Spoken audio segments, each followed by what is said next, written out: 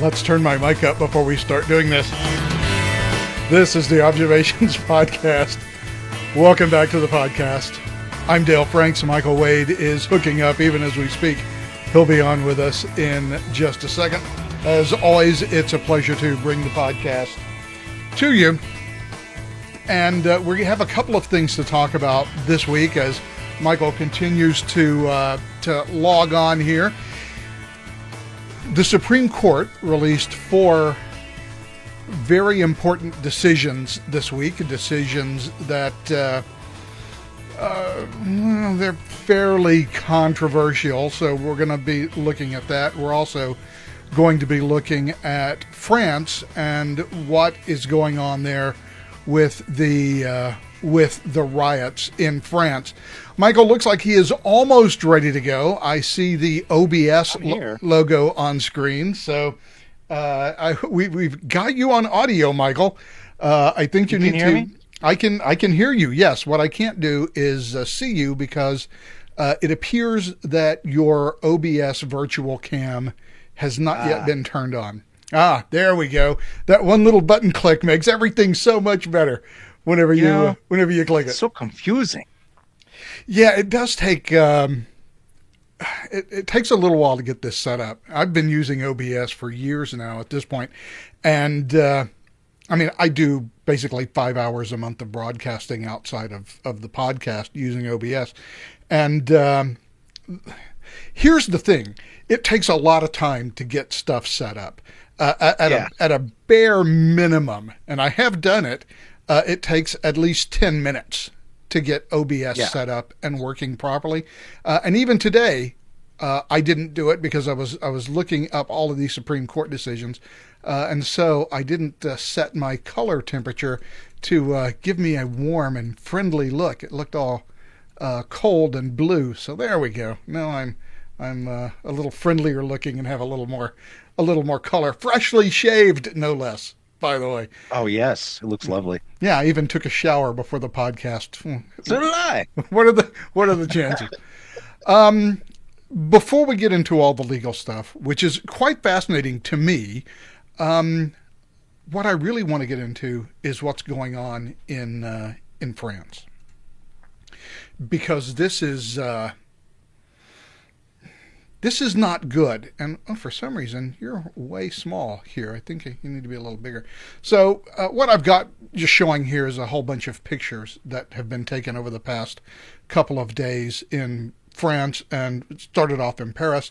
It has gone out to many other cities in France. Apparently somebody tried to drive a vehicle through the house of the mayor of Lyon. So it's spread everywhere. The French police have made hundreds of arrests over this thing.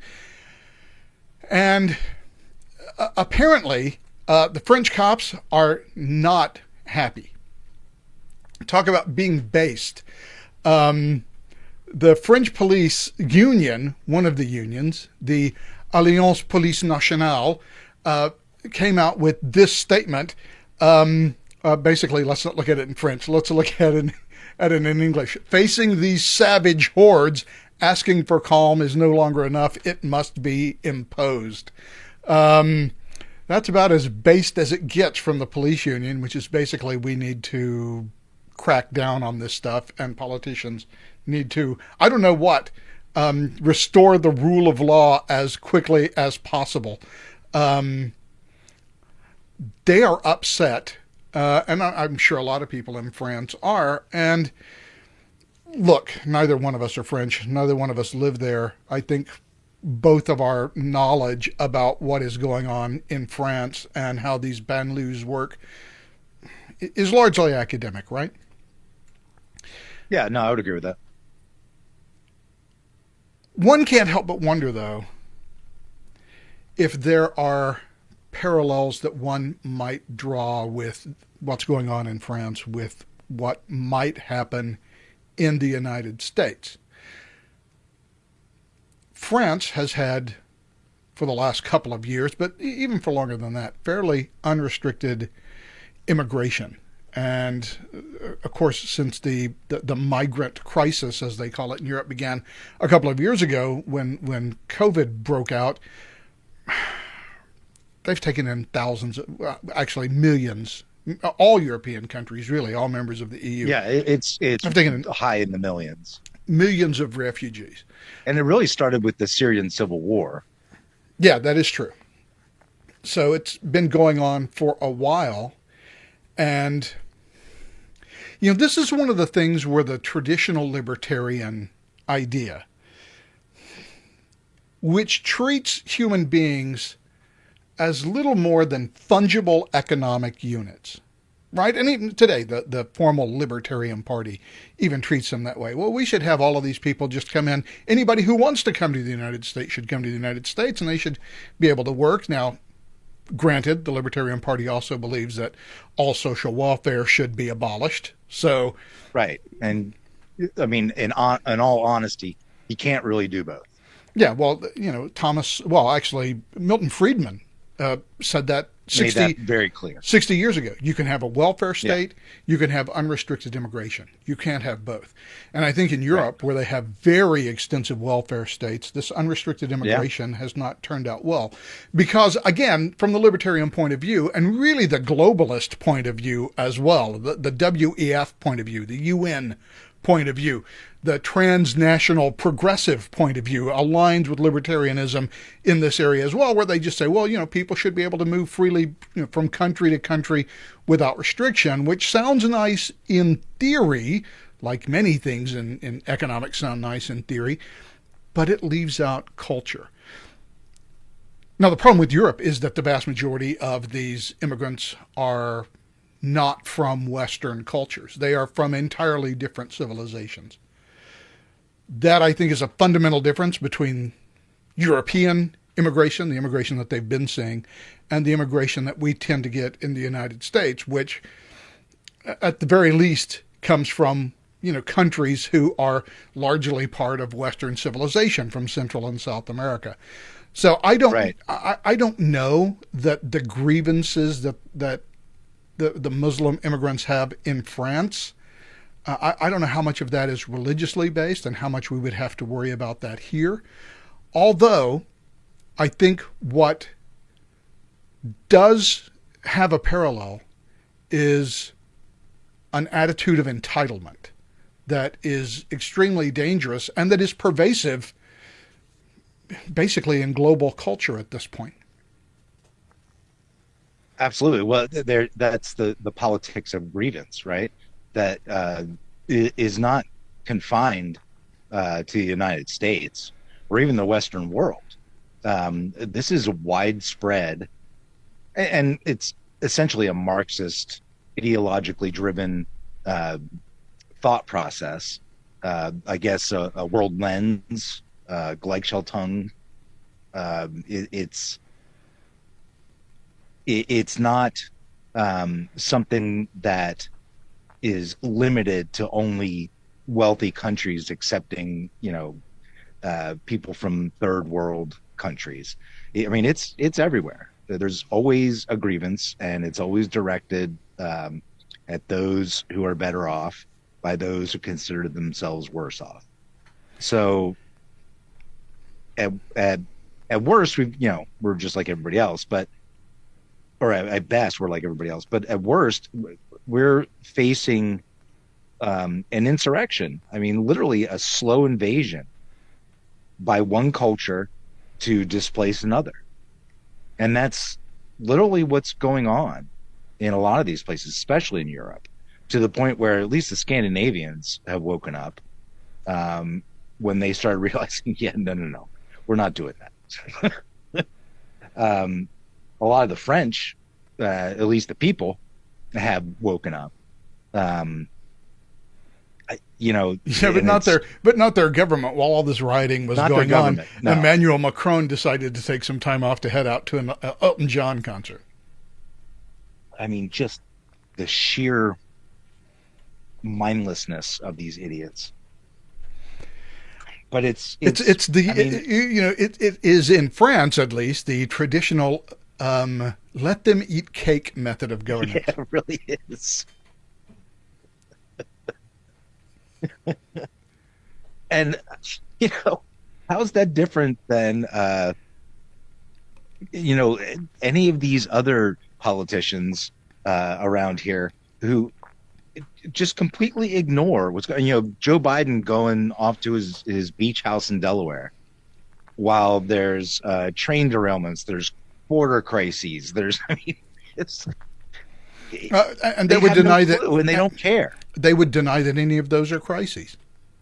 I mean, Exactly. look, Secretary Mayorkas comes up in front of Congress. He's done it like 3 or 4 times now, where they've asked him, "What's the deal with the situation on the border?" He's like, "Oh, it's all under control." Yeah, we have functional control, operational control over the border. Well, Like, in what sense? Like, by, it doesn't make by any sense. by operational control, does that mean you are controlling the agents who are just observing thousands of people coming across a day? Right? And I mean, We're still paying them. does observation equals control? Well, and what's worse is the way that they have defined operational control. And I don't want to stray too far away from the subject at hand, but what basically what they've done is they reclassified uh, certain migrants as legal, even though they're not entering in a legal fashion. Um, they have this app that if you you know you sign up for like asylum hearing, you can enter wherever you want, and Right, and you get an asylum court date that's you know 5 years five you know years in in the it, 5 years from now. and well, you know what's going to happen with these people. They'll never go to the court date. Then they'll have been here 10 years. And then they'll be like, look, they have lived here for so long. We Yeah, just need to they're give them dreamers. amnesty. I mean, it's such a game and such a scam. And they really don't think the American people are catching on. They think that we're really stupid. Uh, I mean, Democratic voters are, that's for sure.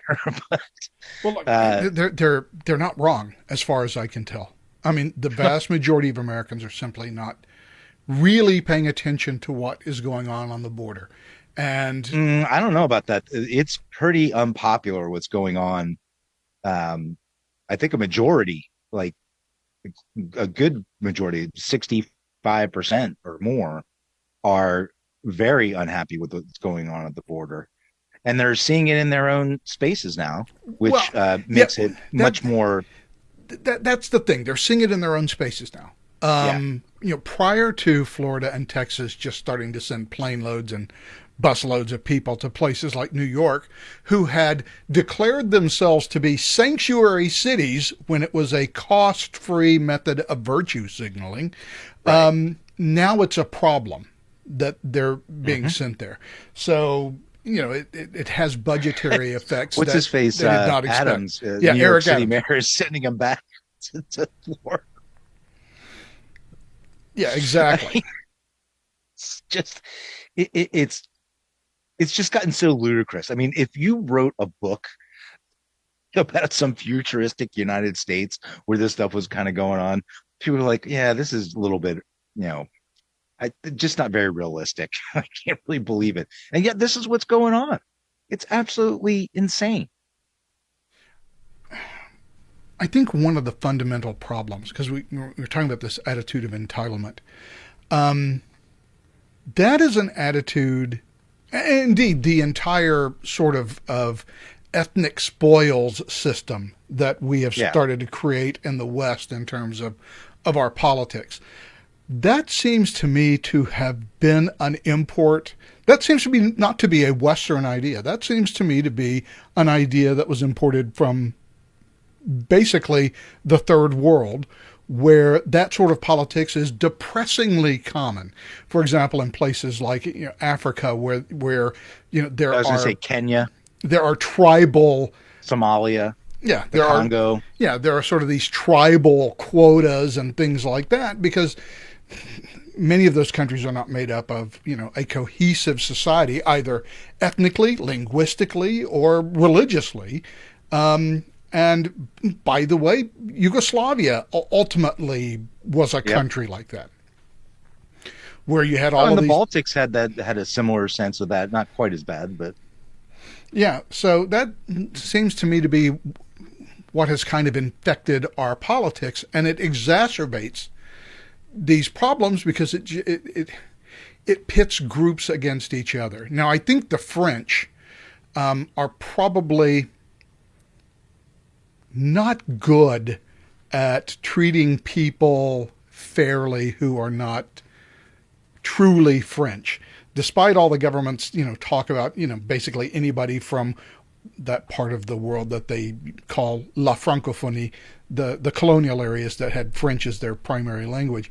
It has been pretty liberal in letting them come in, especially from places like Algeria, which, of course, was part of the French Empire until basically Charles de Gaulle jettisoned it in the 1960s. But once they get to France, they aren't treated as if they were French. There's this Right. At one level, there is this idea that, okay, well, anyone from La Francophonie is part of French culture, so, they can come to France and we will treat them as if they were French. And sort of the French Foreign Legion is kind of a microcosm of this, right? People from anywhere in the world can come to France and join the Foreign Legion and fight for France. It all sounds great in theory. And then when you arrive in France from Algeria, you are pretty much exiled to a ghetto. Yeah, to the banlieues where And you'll never get you're out. kind.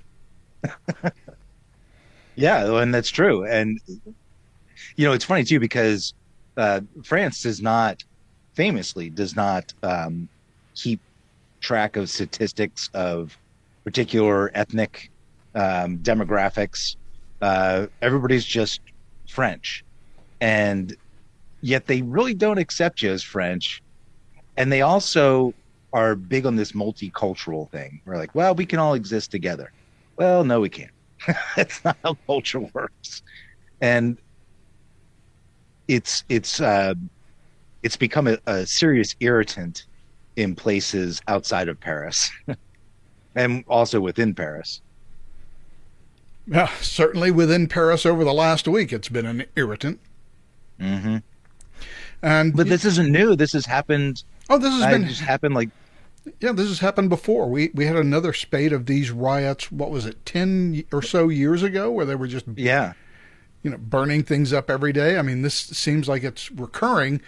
I think my interest is not in France because honestly, I don't live in France, so I'm perfectly happy to let them live with the consequences of whatever political decisions that they make in that country. I mean, assuming that the people of France actually have a real voice in how their government is chosen. Fine. I really don't care. What I care about is what are the parallels between that and what might happen here in the United States, and how do we prevent it? Yeah, well, we've been talking for the past few weeks about how, for example, this whole Cop City thing down in Atlanta is just a powder keg It's waiting to tinderbox. be, and it's sparks like that. BLM, which this is essentially a BLM protest. For those who don't know, what sparked this whole thing in France was some young immigrant, we're not even sure if he was there legally, got himself shot by the police, and this turned into now, I mean, we're going on like 4 or 5 days of BLM type protests. Well, we've already seen that happen here back in 2020, obviously, and they caused some $2 billion worth of damage. Yeah. My fear is that there's going to be more pushback the next time this crap happens. We already saw it with Kyle Rittenhouse. I'm afraid that is going to be the spark. I mean, tensions are so high right now, especially with these Supreme Court decisions, which I know we're going to talk about coming down. We literally are not capable of living with each other anymore. Well, We just have two entirely different worldviews. see, the Kenosha thing is very concerning in this specific context, because what you have is, okay, you have these protests. These protests, CNN calls them, fiery but mostly peaceful. But if you happen to live there, the fiery part is really scary. And Yeah. so we know that we're going to have, day after day of these riots. So now you're going to have people who will voluntarily show up to help protect businesses. They will almost invariably be armed. Some people on the other side, like, Gage Grosskreutz, are also going to be armed. And you've already got a mob mentality situation. You've already got a tinderbox, and now you've got people who are on opposite sides running around with guns. What do you think is going to happen inevitably? Sure, in most situations, cooler heads will prevail, but all it takes is a little spark. And this Cop City thing, as far as I can tell, both sides are going to push this to some sort of confrontation. Well, I mean, they've already had several confrontations, Oh yeah, and sure. the left, the Antifa types, are promising, "Hey, we're just going to burn it down if you build it, so you shouldn't even build it."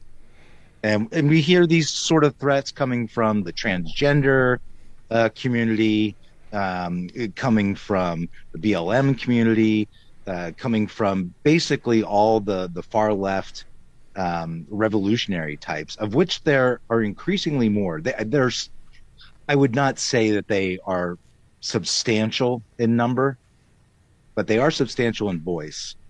They get a lot of airplay and very little pushback from anything other than the right. So, it's we've already got the Proud Boys who have shown that they're more than Look. Forget about the push back. Forget about the Proud Boys. Just scroll through Gab, and the number of people on Gab. That's a scary idea. But the number of people on Gab who are not explicitly threatening, but who are certainly hinting around the possibility of violence is starting to get really scary. So it's, not just people on the left who are protesting and who are burning down things. It's the counter movement, which I think is a lot quieter and based on probably a fair amount of rational fear of what the Department of Justice might do if they got too explicit about how upset they are. There is certainly an undertone that it is just about time for some sort of, the way that they generally put it, some sort of second American Revolution. Well, I mean, this is the American way. If the state is not going to do its duty to actually, put the fires out and hold these people accountable, people are going to rise up. Yeah, but they may do it in small numbers in small towns at start, but eventually it's going to grow. Yeah, but there is, I think, a fundamental difference between rising up to provide your own security because the state won't provide it, and rising up to attack the state because of their refusal to provide it.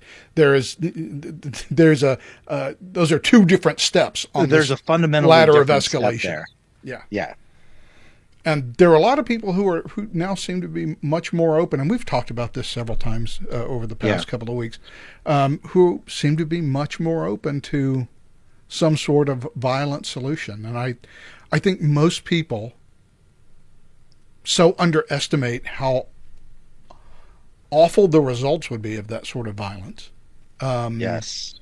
That they're a little too cavalier about it, which I think goes back to one of our fundamental cultural problems, is a lack of ability to properly estimate risk and to understand the consequences of our actions if we start fundamentally breaking how our society works. We've gotten so used to the idea that we're rich, we'll always be rich, our society is strong, we could, if we had to, force a change and force other people to comply, and it might cause some, local or temporary disruption to things, and then we just get right back into the saddle because we're rich, and really bad things don't happen to us.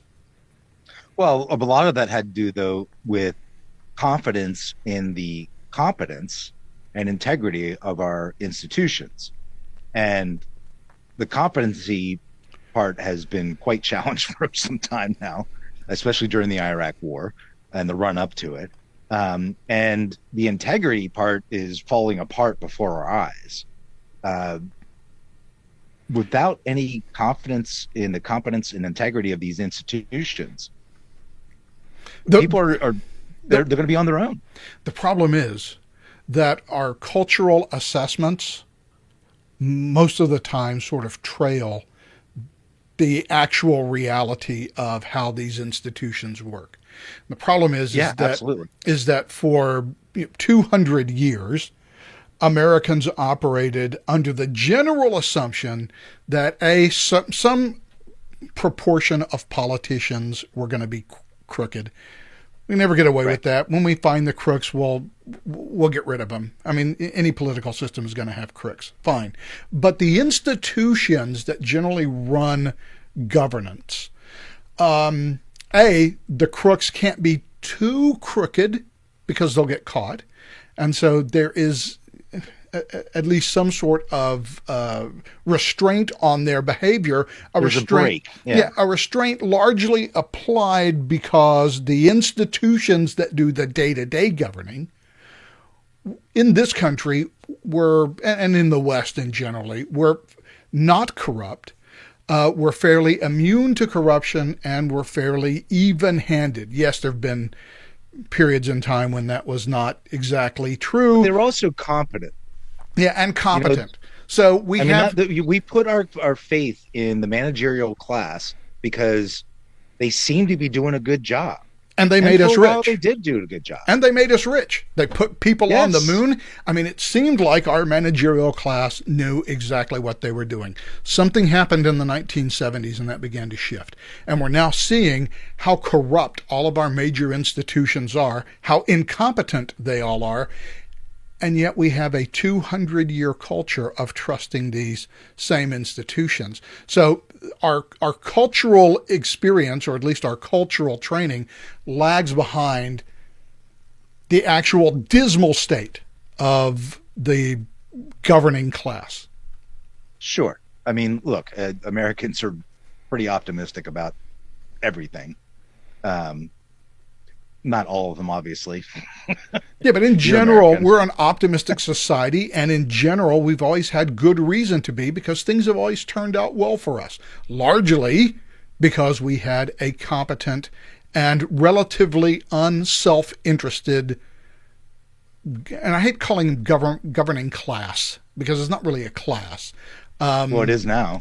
But, it is now, which is part of the problem. But we had institutions that were trustworthy and were not corrupt and were competent. And that's no longer true. And so on a cultural level, we act as if these institutions were not fundamentally corrupt, when in point of fact, they are. And nothing they say now at this point can be trusted.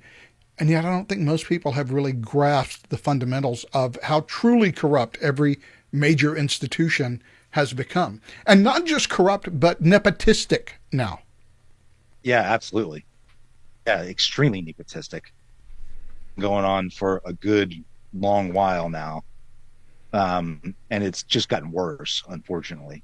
But, I think people maybe don't consider it in those explicit terms, but they know something that is not right, and they know they don't trust the government anymore. They don't trust the so-called experts. How many times have experts been drugged out as, telling you, no, masks are absolutely the way to go. You have to get 25 vaccinations. Yeah. Except that wasn't what they were first saying about masks. They were first saying, oh, no, you don't need masks at all. And indeed, Nancy Pelosi, hey, it's going to be, this what was it? Asian New Year. Go to Chinatown. Yeah, go to Chinatown. It's Asian New Year. Hug an Asian. No, this is all fine. And it literally took 3 weeks to turn to, you have to wear a mask. Indeed, we have to impose mask mandates. Wait a second. You're the people who just told us that it wasn't necessary. Of course, a week later, Anthony Fauci basically just told us that he lied, which means that they were all really lying to us. And that Yeah. guidance, that guidance around mask, I mean, how many times has it changed? Hmm. Well, remember at one point you should be double masking. That's correct. Yeah, you should be double masking.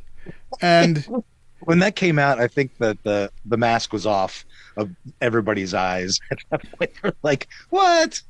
Doesn't well, make any look, damn the sheer sense." ridiculousness. I remember we talked about it at the time. Here in California, like to go to a grocery store, every grocery store required I love the terminology, a face covering. Right.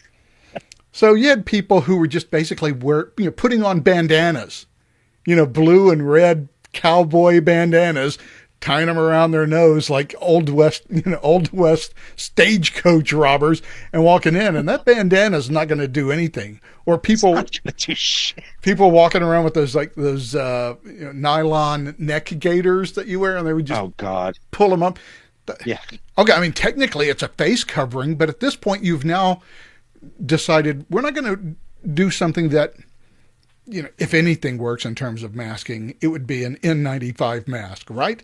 We're not even going to do that. Which nobody wears which, correctly. Yeah, which nobody wears correctly, or they would And come nobody in, wears it correctly. or they would come in with a surgical mask, which basically useless, and made even more useless by the fact that they wore it under their nose so they could breathe Right. through their. But you wore the talisman, therefore you were protected. It's like magical thinking. And maybe it wasn't even magical thinking. Maybe it was, what's the minimum I have to do to comply? I mean, it could just be that for a lot of people. But COVID is only one of many things that has exposed how truly corrupt the system has become. All of our governing institutions. If we can't trust them, I don't know where to go from there. I mean, a lot of people now, thanks to Donald Trump, I mean, they no longer even trust elections. I mean, there is a substantial, certainly on the right, a substantial, perhaps not a majority yet, but a substantial minority who simply believe that our elections are a meaningless fiction of democracy, that the fix is in. And if it's not in my particular state, Alabama or California, where registered Democrats outnumber Republicans 2-1, and in the areas where it really matters, Los Angeles 86% Democrat, San Francisco 72% Democrat by registration and by voting record as well. Okay, I'm not sure how much you have to cheat in California if you're a Democrat, but there are millions of Americans now who firmly believe that Wisconsin, Pennsylvania, Michigan, there's just widespread cheating going on. Michigan, I mentioned. There's just widespread Arizona. cheating. Well, now, of course, Nevada. it's becoming Arizona, Nevada. Yeah, that those elections simply can't be trusted because they are not just poorly run or run by incompetence. They are run to specifically ensure that certain outcomes happen. If a lot of Americans believe that, I mean, think of the danger. We've got A, our institutions are corrupt. B, they're not working for us. C, they are attacking our liberties via censorship, going after the First Amendment, all the other things. And then D, our elections are worthless, and there's no way we can vote our way out of this. Because they'll just cheat. That forecloses a lot of options for reform. Yeah, absolutely. I mean, once you feel you have no power in the electoral process, in the governmental process, you're not left with many other options. Other than to seize power. Right. And you're seeing some of this happen at the local level with like school boards, things like that, where suddenly, and it's not just people on the right, it's just people who are tired of this Marxist claptrap being shoved down their children's throats, getting put on school boards and really changing, or at least trying to change, the policies and stuff. That's great. That's really the place to start. Matter of fact, one of the most successful things that the Tea Party did was back off from being so into the national elections and really work hard on the local elections. And that paid a lot of dividends. Uh, it's one of the few places where your vote counts a lot more. you know, in a local election, you might be one of 40,000 or even fewer. If you're one of a million, or several million in any of the other states, I mean, how much does your vote really count? And How look, much can you really push the needle? for a school board election, you're probably one in Yeah, like a few thousand. a few thousand. Yeah, substantially less than 40,000. So I mean, it's a smart way to get ahead of the curve, and just start shoring up a power base. Which, by the way, Especially has when, been happening in states like Virginia, where you are, yeah, Michigan, Wisconsin. There are people who are spending a lot Tennessee, of time and Georgia, effort on those Florida, local elections. Texas, yeah, all over. I mean, uh, it's been a quite popular movement, and it's been largely very successful. Now, just because they get into power doesn't mean that the teachers are going to listen. And that's kind of like the next big row to hoe. But um, at least you're in the position to start setting the policy Yes, and and you can set pushing back. curriculum and you can push back against the teachers and the Right. teachers' unions. I think a lot of people, again, we talk And that's about, the right way to do things. That's like the nonviolent way to do yeah, things. That's the systemic way to do things. right. And we talk about cultural realization sort of lagging behind reality. There is this idea of the one room schoolhouse with the school marm that the town hired to run education, and we think of teachers as these sort of altruistic people who want to go into education for whatever reason. They love kids. Oh, Mrs. um, Baumgartner, my fifth grade math teacher. yeah, exactly. For me, it was Mrs. Smith, my first grade teacher. Okay, great. I'm not sure that's entirely true anymore, because now we have created education as an institution. We now have formal curriculum for educators, and that curriculum is imposed largely nationwide. It is largely ideologically consistent from state to state. We have built teaching as an institution. Oh, and by the way, we've also allowed them to create a public sector union to push their views. We have kind of forced education from being this sort of local thing that everybody handled locally to this national institution, not helped insubstantially by the fact that Jimmy Carter created a Department of Education.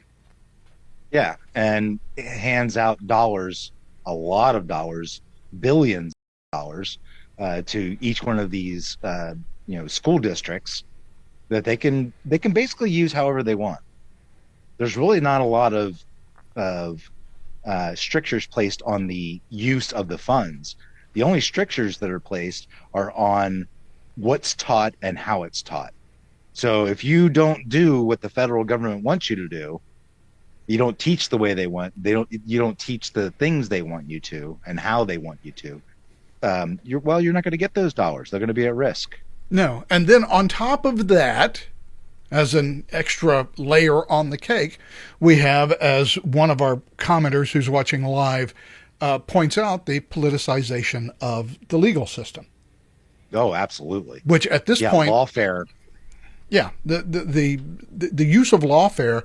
And look, lawfare has long been done, and I think in most cases legitimately, in civil law.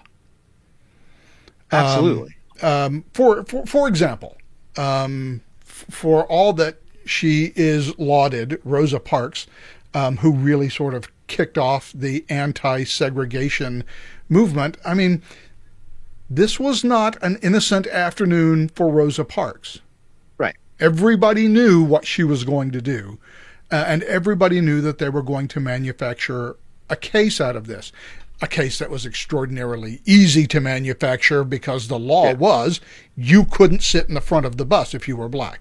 And so they basically had her intentionally flout the law, knowing that she would be a very sympathetic plaintiff.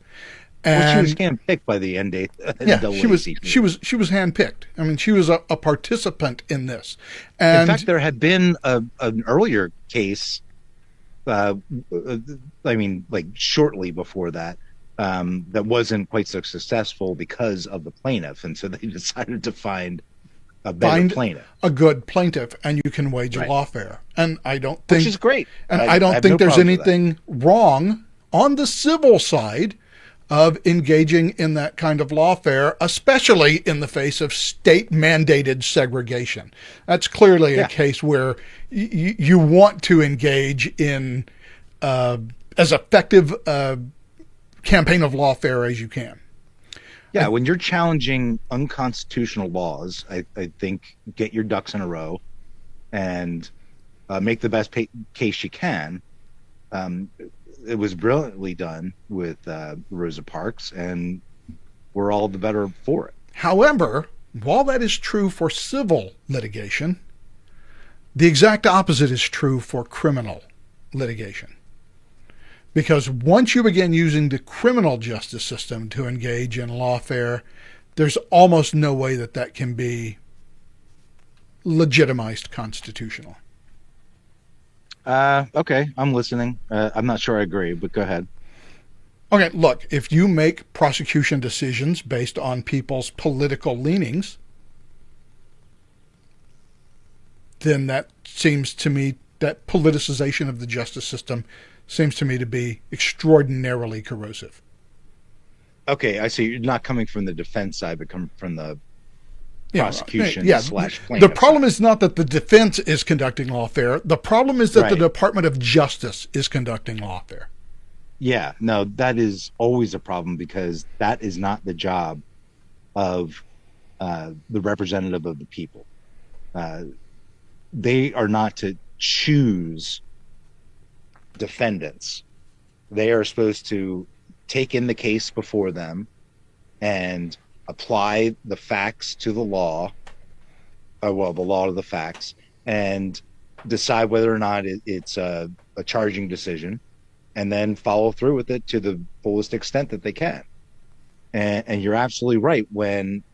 Now, look, I'm not arguing against prosecutorial discretion. I think that's a valuable and necessary and valid statement of what the responsibilities of the prosecutor are. But when you're seeking out specific specific defendants, or when you're avoiding at all costs Yeah, the going way after when you investigate defendants instead of crimes, and that's right, what's happening. We're investigating defendants, not crimes. right. And when you have all of the resources of the federal government at your disposal, any randomly selected defendant can probably be prosecuted for something if you dig hard Right, and long yeah, enough. and then you're essentially Berea, right? Show me the man, I'll show you the crime. I mean, and that's not how it's supposed to work. Matter of fact, it's a complete perversion of how it's supposed to work. And look, these January 6th defendants, whether you think that they were engaged in a coup against the United States government or not, the fact that there was so much uniformity in being held without bail, Still being held without bail. being held in pre-trial detention for at this point we are now 3 years into this.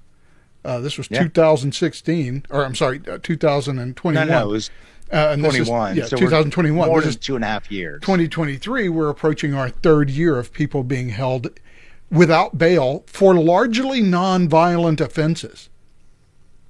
Right.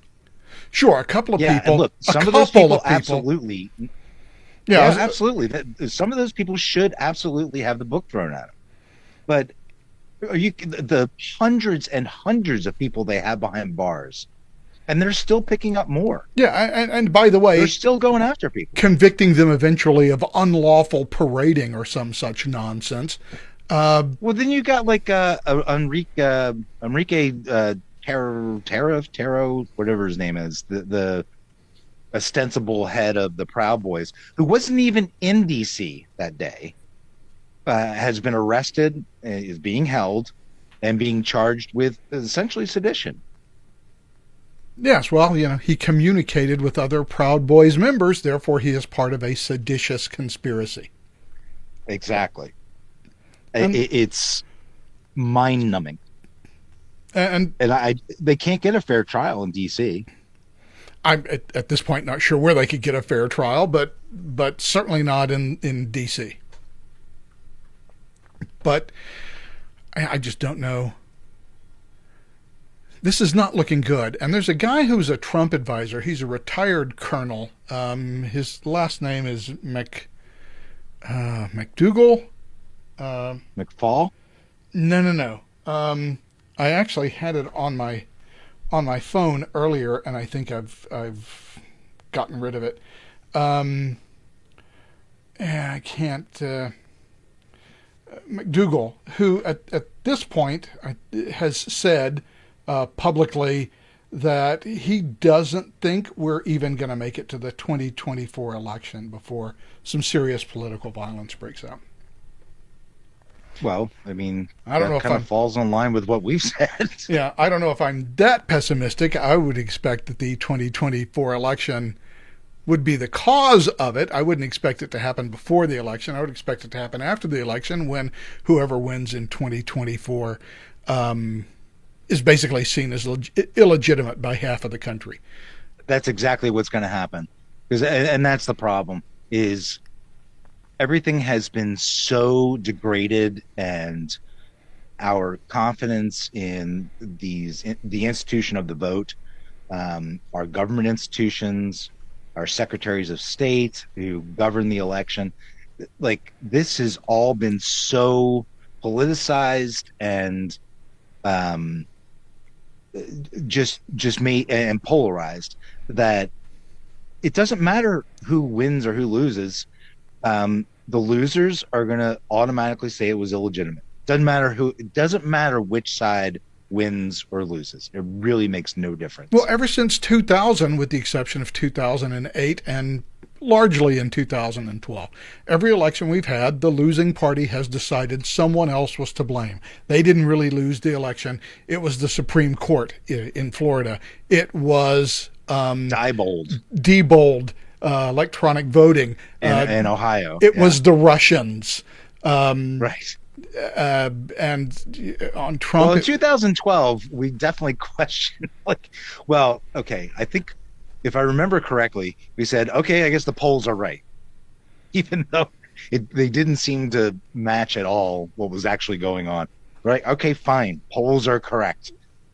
And I remember when you and I were watching the election returns that night, being like, this is freaking over already. This is close. Yeah, just watching that little dial on the New York Times webpage going from chances of Hillary Clinton being elected, 96%. Oh, that was awesome. That was 2016. Just watching that just edge back below 50.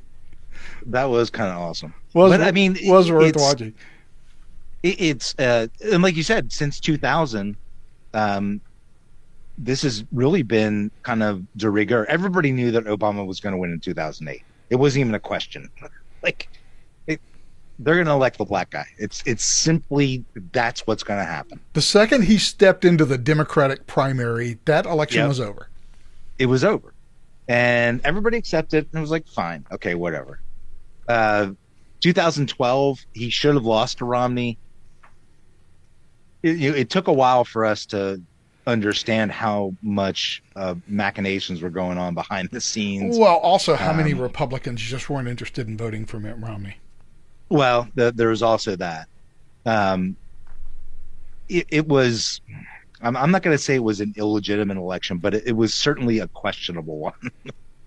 And then, 2016, oh no, the Russians. 2020, cleanest election ever. Yeah, well, on the Democrat side, of course, Donald Trump says something completely different. Donald Trump still says that that election was stolen from him, which, by It the may have been. I don't know. I don't know how you prove it. yeah, here's the thing: if they could steal it from him in 2020, why won't they just do it again in Do it in 24? 2024. Exactly. I mean, if he thinks the system is so corrupt that they will steal the election from him, and they were able to do so successfully, what makes him think that he'll win in 2024? I mean, the And internal logic of Trump's campaign doesn't well, and make a lot of sense to me. he thought that beforehand. He even said so. So why didn't he have attorneys prepared before the election? Paul, running suits and saying, "Hey, they can't do this. This is not how the election law works." After the election was over, he actually won a bunch of those suits. No, actually, you can't do that. You're not allowed to usurp the legislature's ability to or to create the law for how these things are work. You can't just sua sponte decide that no, we're going to do it this way because there's a pandemic. The state That's not how it legislature has works. plenary power to determine the date, time, and manner of holding elections. And you're the Secretary of State. You don't have that power. Your only power is to enforce the law the legislature gave. And Right. You're an for the most administrator, part, not a lawmaker. for the most part, Trump won all of those. The time to bring Yeah, those suits was, prior to the election. Sure, exactly. there was a lot going on. There was COVID and everything else, but I mean, that lack of focus on the campaign on those issues certainly contributed to his electoral loss. Whether And there who was, the hell is he going to get to work for him? If he yeah, gets elected, who is actually going to be in his administration? yeah, I don't know. Everybody who has worked for him has ended up on his bad side. So I don't know. And they either turn on him, they undermine him, or they who's the guy Scaramucci. Yeah, boy, he turned on Trump real quick, didn't he? It was less than a week before he was out. Yeah, I don't know. We'll worry about that in 2024 when the primaries start. So, or at least December. Whenever we start seeing what happens in Iowa, then maybe between December and March, we'll have a much better handle on how it goes. I mean, at this point, both he and Biden are in their late 70s. Neither of them might make it to the election. So, Fair point. so Well, I don't think Biden's going to be the nominee anyway, but I that's a whole nother subject. that's a whole nother kettle of fish. Yeah, that's a whole nother kettle of fish. Speaking of a whole nother kettle of fish, let's talk about the Supreme Court this week because it was if you're a member of the Federalist Society, I think you have to say that this week was a banner week. There were 4 cases, one on religious freedom, one on affirmative action, one on elections, and of course Biden's student loan program. All of those decisions came down from the Supreme Court this week. Where would you like to start? Loans, election, affirmative action, or let's do the religion? loans first because that's the easiest one. We can dispense with that pretty quickly. Yeah, you are right. That is the easiest one. The holding of the Supreme Court, which I think we can get to fairly quickly. Unfortunately, I have to do a lot of scrolling here. And boy, when we talk about affirmative action, there'll be a lot of searches for the word dissent. Trust me, we'll get there. All this leads the court to conclude that the basic and consequential trade-offs inherent in a mass debt cancellation program are ones that Congress likely would have intended for itself.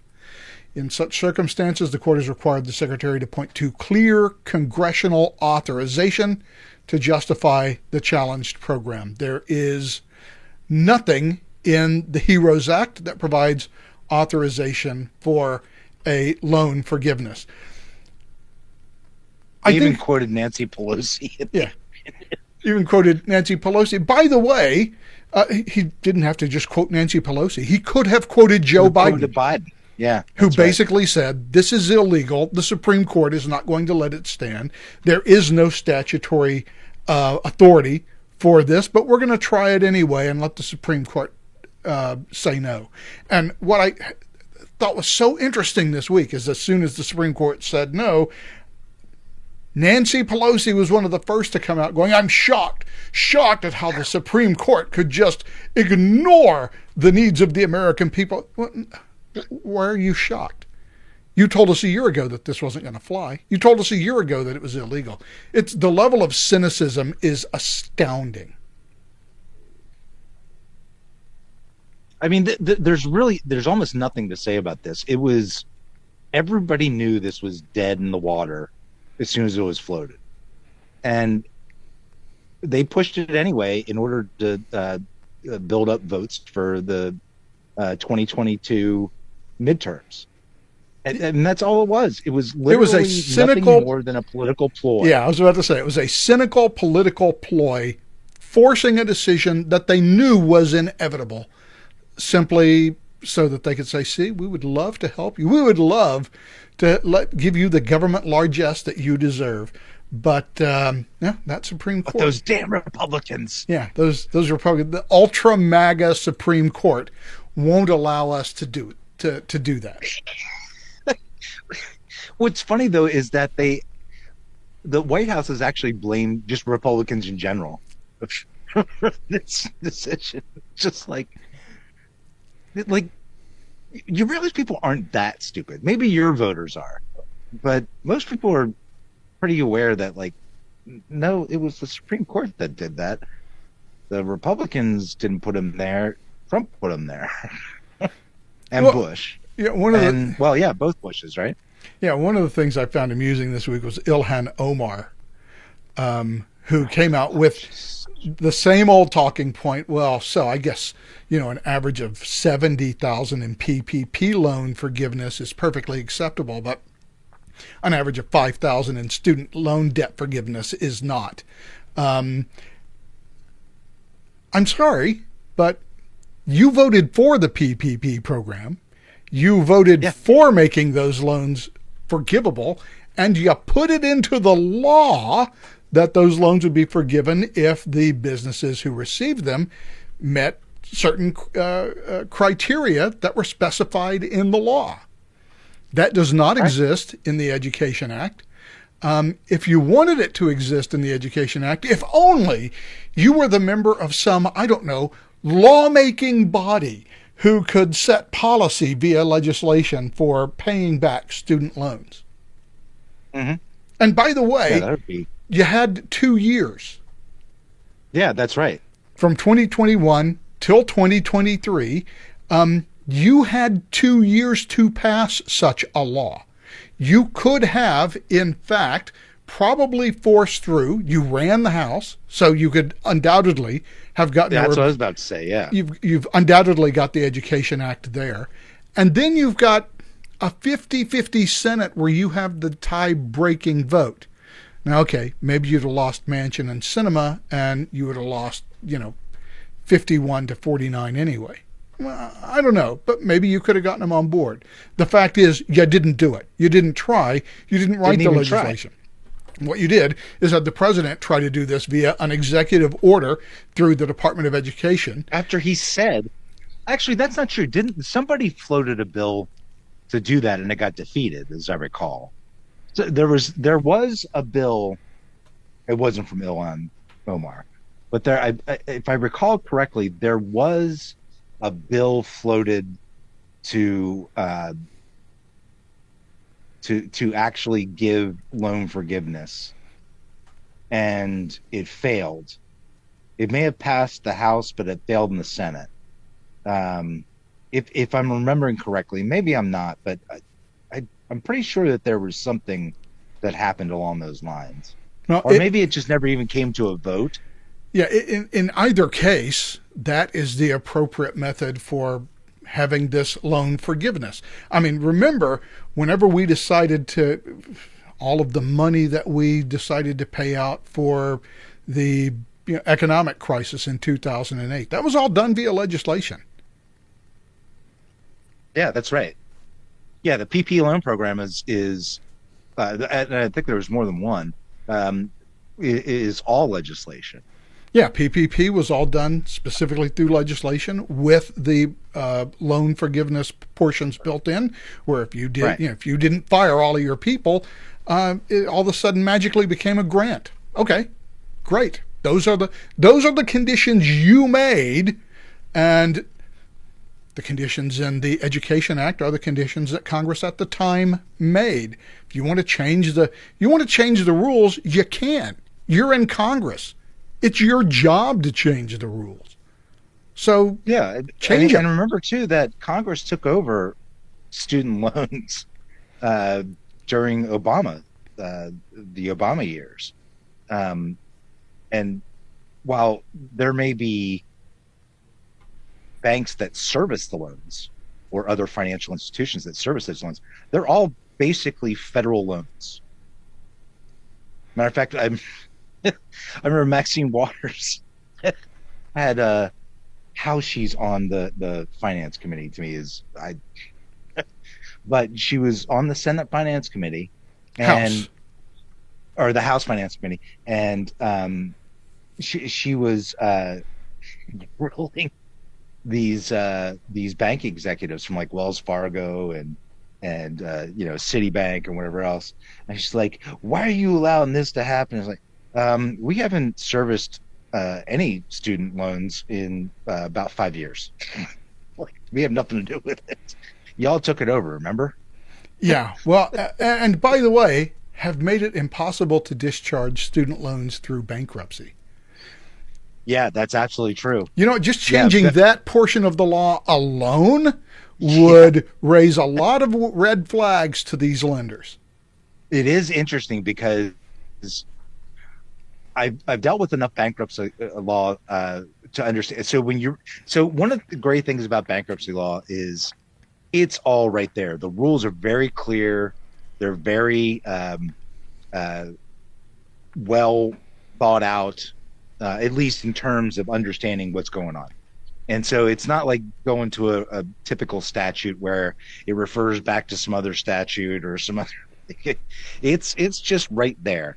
And in bankruptcy law, you have the rule you can't discharge debt, except that it's a laundry list of all the special interests that have gotten their foot in the door in order to be accepted outside of that. And student loans are not one of them because even before the federal government took it over, something I can't remember what percentage, but it was a high percentage.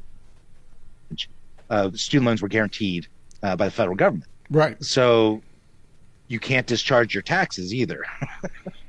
No. You can't discharge stuff to the federal government.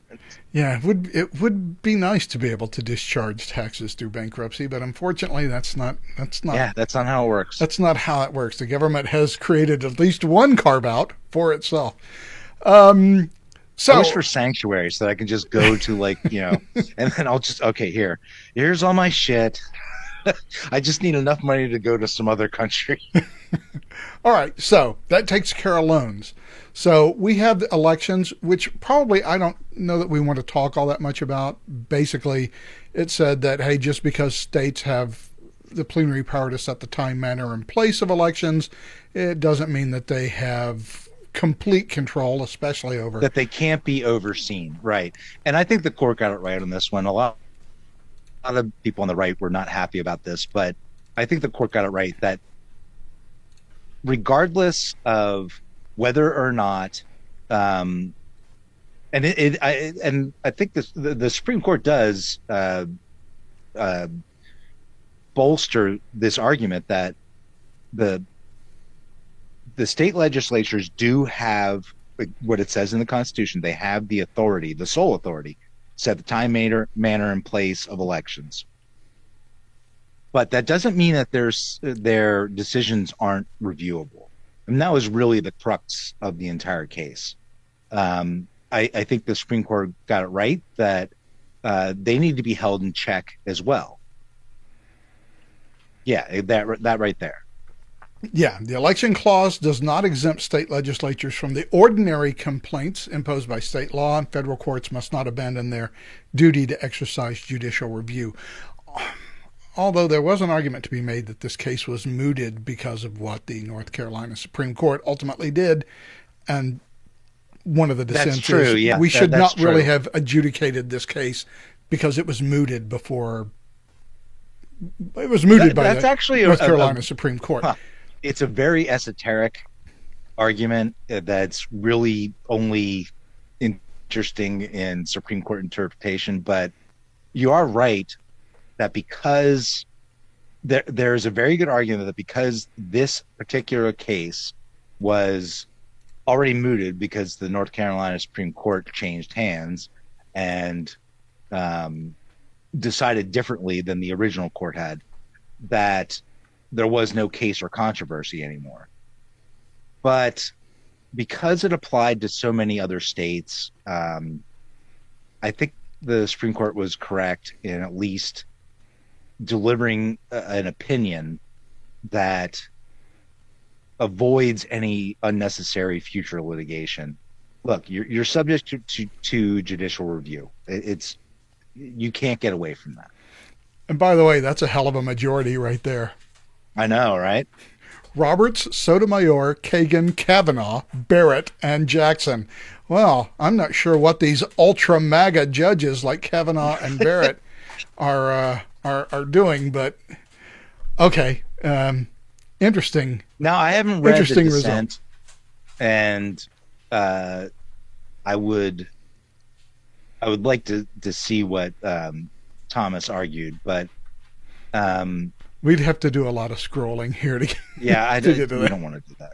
Yeah, I mean, it's over. It did piss off a lot of people on the right, so there we go. But I think ultimately that's the correct decision. There has to be judicial review of things that you are statutorily or constitutionally permitted to do to make sure that you did them in the proper manner. I mean, I don't see a problem with that.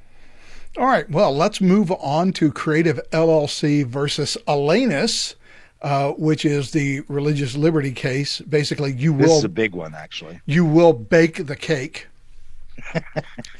and basically, it's the state of Colorado, for whatever reason, is like first in the nation in trying to find someone who will not bake a cake for gay people. Right. And by golly, they found one. Um, and thus, basically the Supreme Court held, and I'm trying to find it here in the. Go up just a little bit. Yeah, right there. Oh, you got it there. It's the last paragraph. Okay, there we go. Yeah, the First Amendment's protections belong to all, not just to speakers whose motives the government finds worthy. Um, and so, even the state of Colorado said that, look, she actually bakes cakes for gay people. She actually So serves. she did. It was the weddings. Uh, she created wedding websites. Oh, I'm sorry. Yes, wedding websites. So I'm so into the bake the cake thing now. Right. Yeah. Yeah. So yeah, she would create wedding websites. She had gay clients in the past. This was basically she was just saying, I'm not going to put what you want on that website because it compels speech. And so therefore, this is about the government can simply not compel you to make speech with which you disagree. The First Yeah. Amendment And this is prevents you. entirely consistent. This is entirely consistent with really all First Amendment jurisprudence. But even recently, in California, where the state tried to make, I think it was crisis pregnancy centers, tell they had to, in the course of their administering to patients or potential patients, they had to tell them where they could get an abortion. And if I remember correctly, I think even the California Supreme Court said that was compelled speech. It did go to, actually, did it go to the Supreme Court? It may not. It may have only gone to the California Supreme Court.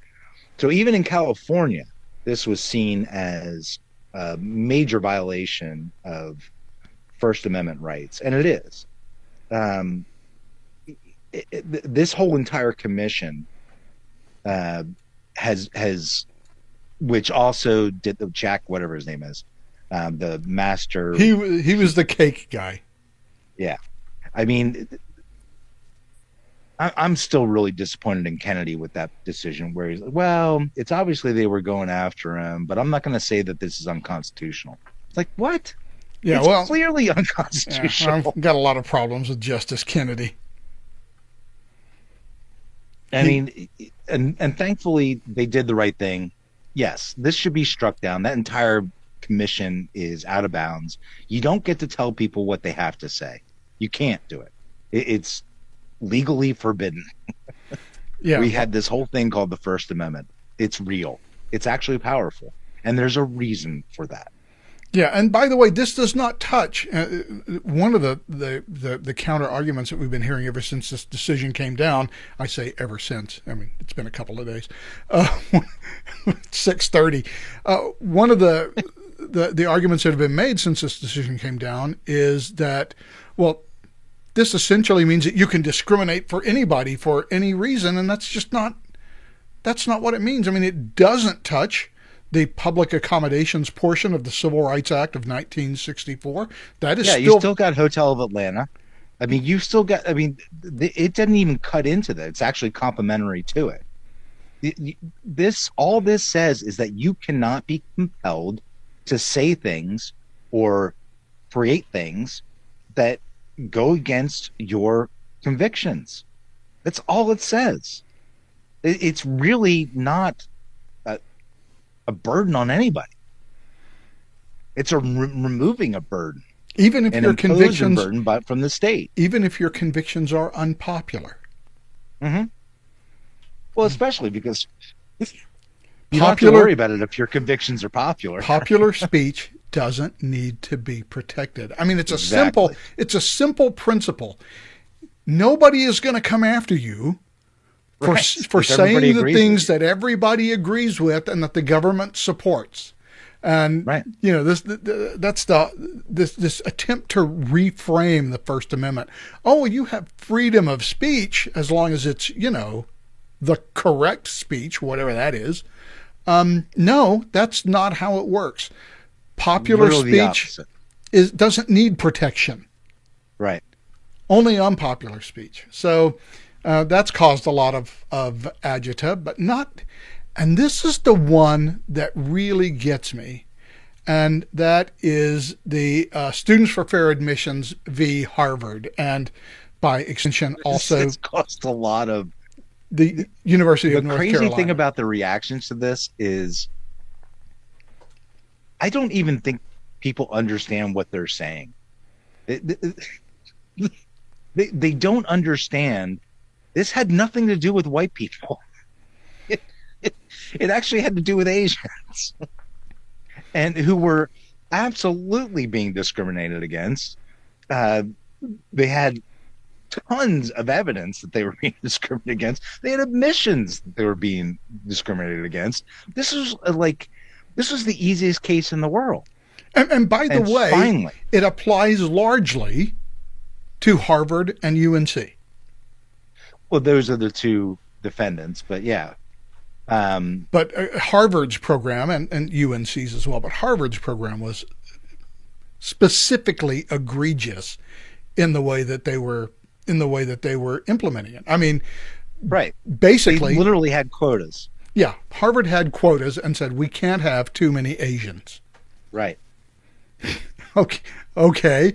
And by the way, in the aftermath, somebody on Twitter wrote, are you really sure that you want to send your is a going to college with a 40% Asian population really the experience you want to have for your kid? Yes. Yes. If they're going to be challenging and actually good studiers and give good answers and And by the way, drive the knowledge forward, and hell they're yeah. going to challenge my kid to think better? Yeah, exactly. That's exactly the college experience that I want to have, because I literally don't care about the race of their fellow college students. No, and I don't even understand why you would. Oh, but I want the rich diversity experience. Fine, get a job being a social worker, and you don't have to go to Harvard. You can actually spend a lot less, go to community college, get hell, you can go all the way up to an LCSW and probably spend what 1 year's worth of college at Harvard costs and get an actual advanced degree, and then you can go get as much diversity as you want. And I love the way that the court phrased this. And again, Justice Roberts joining Thomas, Alito, Gorsuch, Kavanaugh, and Barrett. Okay, well, this is a much more expected distribution. Right, yeah. But because Harvard and UNC's admission programs lacked A, sufficiently focused and measurable objectives warranting the use of race, B, unavoidably employ race in a negative manner. Too many Asians, you got to go. 3, involve ratio stereotyping. And then 4, at the end, they lack meaningful endpoints. I mean, there's nothing about the way that they implemented these programs that is acceptable under the 14th Amendment and the Equal Protection Clause. You just can't do that. And by the way, explicitly involving ratio stereotyping about Asians. Right. Well, and the thing is that why this is surprising is, I mean, it's not. They're just play acting. Roberts signaled this in the last big case. Was it Bollinger? I think so. Bollinger. About University of Michigan, right? Saying, look, understandably, you want to, try to diversify your student admissions. I don't think there's anything wrong with that, but if you're dinging people because they're not the right, race, that's not going to happen. I mean, he signaled it, and he said, and also hearkening back all the way to Bakke, which started this nonsense, and who was it? Sandra Day O'Connor. I can't remember the name of the actual case, but where she said eventually it's going to have, and I think it was in like 2000, 2002, something like that. She said, another 25 years, this should not be necessary, and it's going to have to end. And that's essentially what he said in Bollinger, what Robert said in Bollinger. So the fact that they reached this conclusion should not have been a shock to anybody. They have been signaling this for quite some time. And I could say the same about Dobbs too, but it's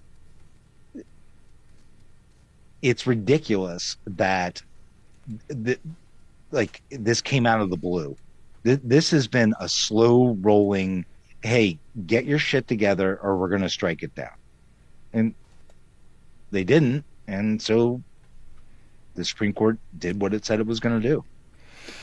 Yeah, and I think one of the more interesting things about this is how brutal the footnotes are in addressing the dissent's arguments. Yeah, there were some good zingers in there. But as this one points out, even the principal dissent acknowledges that race and race alone explains the admissions decisions for hundreds, if not thousands of applicants, in the case of UNC, for each year. So, we admit that is exactly what we're doing, and I guess we're fine with that. Well, apparently they are. And the thing is that California, since 1996, has had, I'm not saying they're following this, but it has been illegal since 1996 to use affirmative action in college admissions. That's right. We actually had an election on that. We actually had a state referendum on that. Right. In 1996. And what happened afterwards, there was a little bit of a dip, but then it turned out that minorities actually increased their percentage of participation in college. whether or not that was administrators getting around, you know, hey, potato, potato. But it, there's no need for this, and it explicitly, just so explicitly, uh, uh, unconstitutional racial, segregation. That's just it's not permissible. It's just not. It has always been against the Equal Protection Clause. So It, I understand that it's not going to be it's not going to end uh, how colleges do things, but what it is going to open up is liability to these colleges. If somebody gets a hair up there and says, "Wait a minute, how did I not get in?" You know, so they're going to have to be careful about this.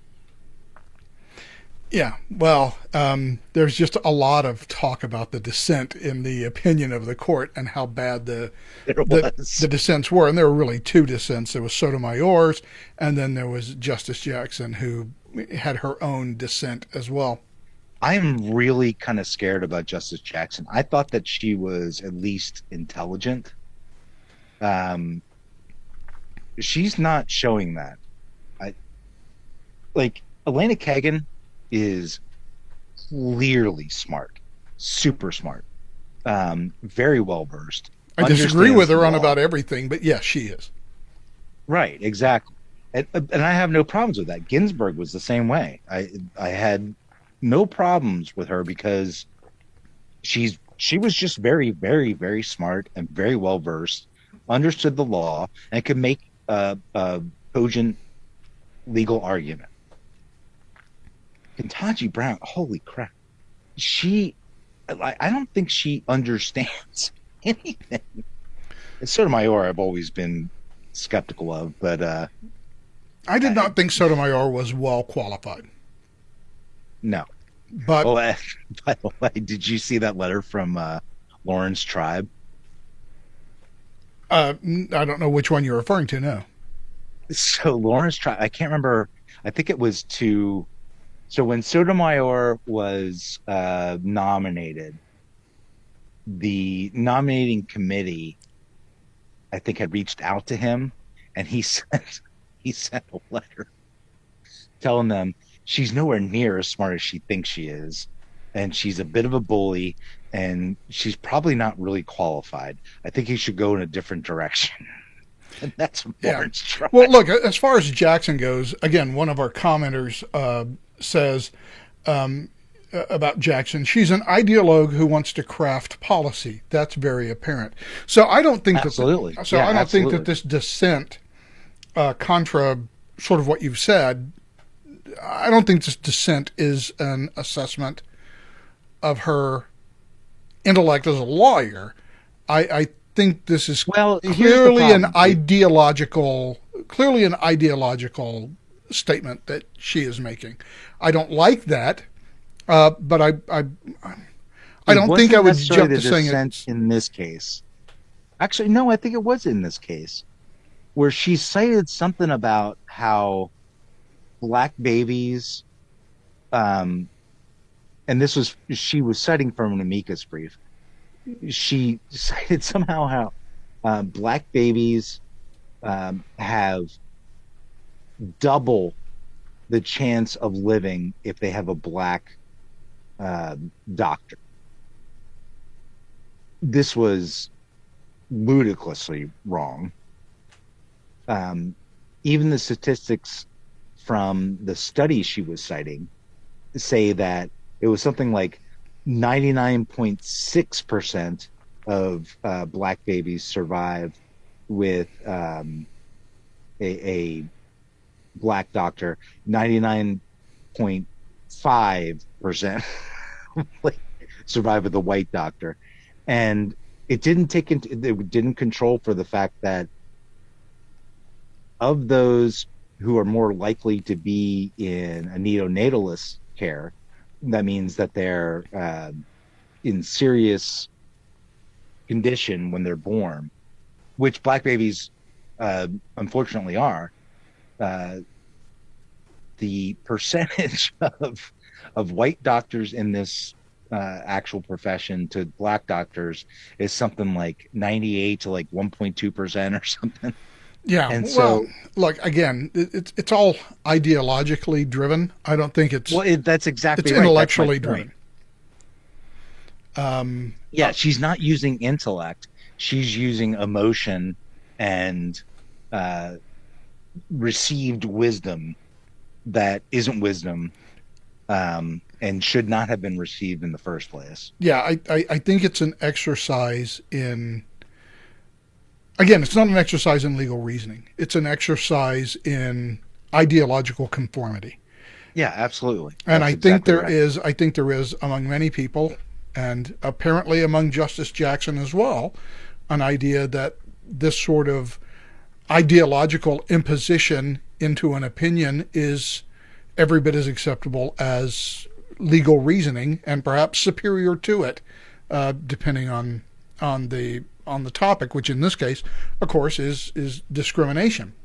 And this is being Hey, maybe arguing at the corner of the bar that works, but when we're talking about an opinion of legal the court. decisions Yeah, that actually make I agree. law. Yeah, I agree. I just don't think that is that I can make an assessment of her personal legal intellect based on this opinion alone. Well, I've made one, and I'm not Okay, impressed. all right, fine. What I think is interesting about this is the way that it's been characterized as saying, well, now the Supreme Court just says that racial discrimination is legal. And It the doesn't say that even in the least. the subtext is that they're doing this, basically, they're doing this to keep black kids out of college, Right. which is a pretty telling argument, because what it assumes, and it's an explicit assumption, well, I guess it's implicit because you're not actually saying it, but the implicit assumption is that black kids will not get into college because academically they can't compete with whites or Asians. They're too stupid. Yeah, ultimately, that is the implicit argument that you're making. You know, it's like the argument that they make about immigration, which is to say, well, you know, who's gonna clean our hotel rooms and scrub our toilets? Right. I mean, the assumption is, okay, well, Who's going to cut Hispanics, your lawn? yeah, Hispanics are too dumb to do anything other than basic service jobs. So if we cut down immigration, well, then, you know, we have to have immigration, because if we don't, how will we have a permanent underclass that we can exploit? I mean, that's the implicit argument. And this Absolutely. to me, and Yes. this to me has the same sort of implicit argument. Well, if you say you can't really consider race, and by the way, the Supreme Court didn't even say you can't consider race. It said that Harvard and UNC were particularly egregious in the way that they did it, and indeed, they ensured that the proportion of races who went to Harvard and UNC were unchanged for decades. So, But it also struck down affirmative action, an explicit policy to favor one race over another. yeah, that's true. So now they will not have an explicit policy, they will have an implicit policy. Right, And exactly. they'll accomplish what they want to accomplish in a different way, and we're going to have to address this again. But I'm really... Suddenly, I think a lot of Asians are going to become Native Americans. Yeah, and by the way, one of the weird things about this case was whenever you look at the amicus briefs that were filed and where some of these organizations fell on the side, and I'm fascinated by the fact that these Asian advocacy groups were on the side of the universities. I mean, I didn't know that. yeah, you have these cases which are explicitly about preventing too many Asians from going to top flight universities. Although Right. I'm not sure I'd consider UNC as top flight as Harvard. Certainly that's not the public perception. But in any event, it's I would disagree with you, but okay. it's okay, fine, but it's still it's interesting that these Asian advocacy groups were on. I mean, are they afraid that if this gets overturned, it becomes even worse for Asians? I mean, Asians have the highest GPA in the country in aggregate. I would think They're that also this the would, richest in the country. yeah, I would think that this would get more Asians into Harvard and Princeton and Yale, and of course UNC, the previously unknown Ivy League university, that would actually end up with more Asians there. So I don't know. Ideology is weird, and ideology makes people do weird things and support weird things, I suppose. Well, self-interest is weird because you never know necessarily what somebody considers in their self-interest, right? Yeah, that's the fundamental problem with the argument, the what's the matter with Kansas argument.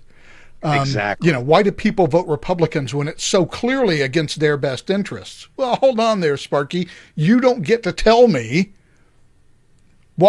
how to assess my own self-interest. My By the way, assessment did of you my see that? self-interest is mine. I bet you did. That the South has, over the past 3 or 4 years, become the power center of GDP. Yes, I did see that, and it's been interesting. The number of people, like here in California, right? I think we know pretty much hard and fast that 500,000 people have left California over the last 2 years and have Yeah. moved primarily Texas, to Florida, Austin. Tennessee. Yeah, Yeah. but generally Texas, Arizona, Nevada, and as you mentioned, Tennessee and other places like that. Same thing has happened in New York, by the way, where people Yep. are moving south. The South is basically turning into, oddly enough, after having been considered sort of a backwards area, and indeed, in terms of individual income, the southern states, Alabama, Mississippi, Louisiana, in terms of income, are the poorest states in the United States, although one notes that they are still richer in terms of income than Sweden. However, let's leave that aside. The fact is they've always been the poor states. Indeed, the whole idea, and it's been pretty much canonized in social science literature, of the rich North and the poor South. Right. And we just think of the South as being a bunch of backward hicks. But as it turns out, over the last Hey, couple there's of plenty years, of those there. they're not a non-existent group. But as it turns out, over the last couple of years, the focus of economic activity has changed from the West Coast and the Northeast to the South. And now the South, the southern states, I guess we would say the former Confederate states, are now really are now really the fulcrum of GDP. Now, it's not all of the southern states. Right. I mean, Texas and Florida have a big share in that Huge change. influence. But now so does Georgia. That's and correct. So Yeah. do the Carolinas. Tennessee, actually, is a big. Alabama and Mississippi are not exactly bringing up the average. And Louisiana. Let's not forget Louisiana. Yeah. Yeah. But I mean, Those three states are the is- perennial also-rans in terms of GDP. It's but it's interesting that, especially, and I think this is one of the results of the pandemic, that with people being able to be more mobile and not tied to a specific tower and office, it's creating a lot more opportunities. And in terms of standards of living, you can live on a lot more land, house, car in southern states than you can in New York or California, Illinois, New York. Well, I mean, technically, gives you a big advantage. Technically, that's true. However, a lot of companies, for employees who are now working remotely and who decide to leave places like New York and California and go to Texas or Florida, they're finding that the companies are trying to adjust their income. You're right. Yeah, standard To of the standard living of- decrease because Yeah, of exactly. where you live.